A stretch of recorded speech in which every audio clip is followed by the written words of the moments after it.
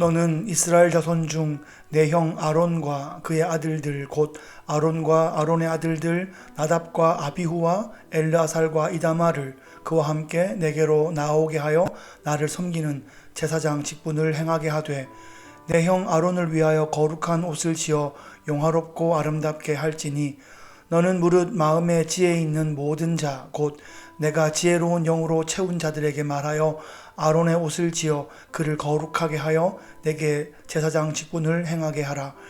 그들이 지을 옷은 이러하니 곧 흉패와 에봇과 겉옷과 반포 속옷과 관과 띠라. 그들이 내 형 아론과 그 아들들을 위하여 거룩한 옷을 지어 아론이 내게 제사장 직분을 행하게 하라. 그들이 쓸 것은 금실과 청색, 자색, 홍색 실과 가늘게 꼰 배실이니라. 그들이 금실과 청색, 자색, 홍색 실과 가늘게 꼰 배실로 정교하게 짜서 에봇을 짓되 그것에 어깨바지 둘을 달아 그 두 끝을 이어지게 하고 에봇 위에 매는 띠는 에봇 짜는 법으로 금실과 청색, 자색, 홍색 실과 가늘게 꼰 배실로 에봇에 정교하게 붙여 짤지며 호마노 2개를 가져다가 그 위에 이스라엘 아들들의 이름을 새기되 그들의 나이대로 6 이름을 한 보석에 나머지 6 이름을 다른 보석에 새기라. 보석을 새기는 자가 도장에 새김같이 너는 이스라엘 아들들의 이름을 그 2 보석에 새겨 금태에 물리고 그 2 보석을 에봇의 2 어깨바지에 붙여 이스라엘 아들들의 기념 보석을 삼되 아론이 여호와 앞에서 그들의 이름을 그 2 어깨에 메워서 기념이 되게 할지며 너는 금으로 태를 만들고 순금으로 노끈처럼 2 사슬을 닦고 그 따은 사슬을 그 태에 달지니라. 성막 제작에 대한 설명을 마친 후에 이제 성막 제사를 섬길 제사장 직분을 세우는 장면으로 이어집니다. 제사장의 예복은 매우 값지고 화려했습니다. 그것은 제사장이 위대해서가 아니라 영광스러운 그 하나님을 예배하는 그 제사장의 직분이 너무나 존귀하고 소중했기 때문입니다. 예복에는 최고급 재료들이 사용되었습니다. 이 재료들은 백성들이 성막 건축을 위해서 자발적으로 기쁨으로 헌신한 그런 물품들이었습니다. 하나님께서 천지 만물을 창조하신 것처럼 성막도 하나님의 마음에서 창조하셔서 우리에게 가르쳐 주신 겁니다. 성막을 창조하신 것처럼 또 제사장의 예복도 정교하게 디자인하여서 그 모든 방법을 가르쳐 주십니다.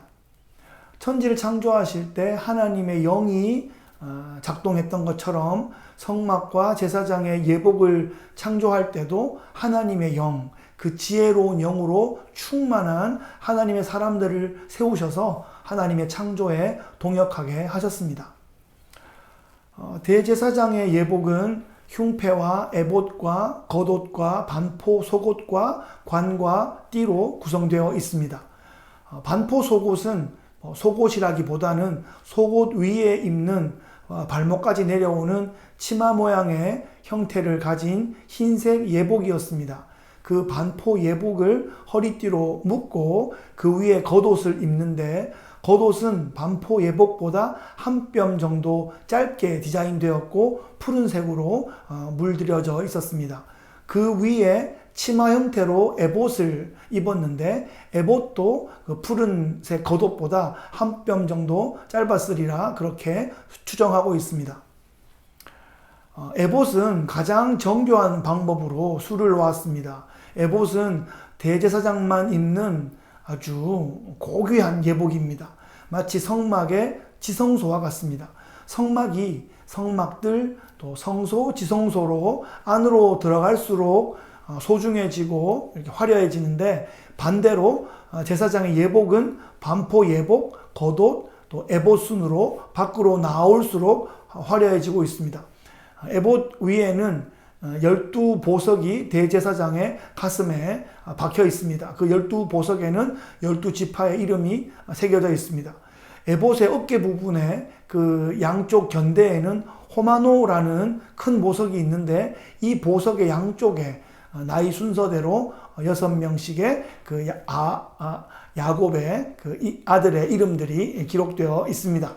하나님은 우리의 이름을 가슴에도 새겨 주시고 어깨에도 짊어 주십니다. 하나님은 우리의 이름을 기억하시고 또 우리를 왕같은 제사장으로 세우시고자 그렇게 사명을 주시는 것입니다.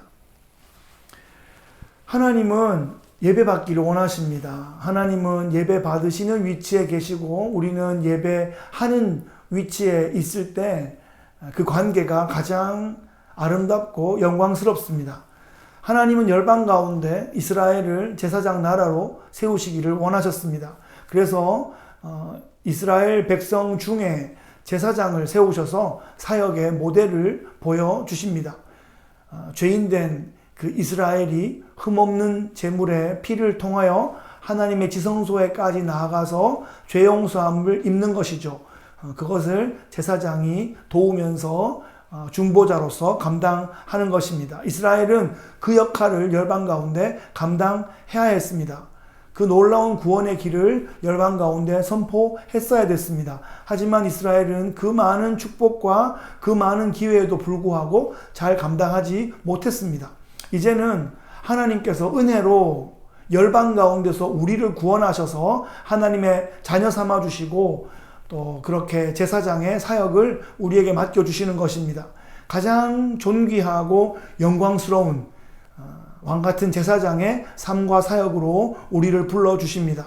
우리를 세워주신 그 자리에서 왕같은 제사장으로 존귀한 그 하나님 자녀의 역할을 감당하기를 소원합니다. 오늘도 창조의 성령, 지혜의 성령으로 충만하셔서 주의 나라 멋지게 섬기시는 주의 종들 되시기를 주님의 이름으로 축복합니다.